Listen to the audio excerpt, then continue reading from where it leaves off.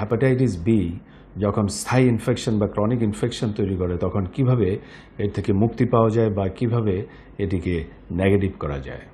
Chronic hepatitis B ইনফেকশনের ক্ষেত্রে সবার ক্ষেত্রে অ্যান্টিভাইরাল ওষুধ খেতে হয় না। বেশ কিছু ক্রাইটেরিয়া ফলো করে আমরা অ্যান্টিভাইরাল ওষুধ শুরু করি। যাদের ক্ষেত্রে এই হ্যাপাটাইটিস বি এর ট্রিটমেন্ট প্রযোজ্য তারা যদি অনেক বছর চিকিৎসকের পরামর্শ অনুযায়ী ওষুধ খেয়ে যান তাহলে দেখা যায় যে 5 to 6% ক্ষেত্রে HBsAg-ও নেগেটিভ হয়ে যায় এবং এটি ঘটে মুখে খাওয়ার ওষুধের ক্ষেত্রে। হ্যাপাটাইটিস বি এর অপর যে ট্রিটমেন্ট পদ্ধতি সেটি হচ্ছে ইন্টারফেরন ইনজেকশন। এই ইনজেকশনের মাধ্যমে যদি 1 বছর প্রতি সপ্তাহে একটি করে ইনজেকশন নেওয়া হয় তাহলে HBsAg নেগেটিভ হওয়ার হার মুখে খাওয়ার ওষুধের তুলনায় বেশি এবং HBsAg নেগেটিভ করতে না পারলেও বর্তমানে প্রচলিত যে ঔষধগুলো আছে সেগুলো হ্যাপাটাইটিস বি এর যে জটিলতা হয় সেগুলো থেকে আপনাকে মুক্ত রাখতে পারে। সবাই ভালো থাকুন, সুস্থ থাকুন।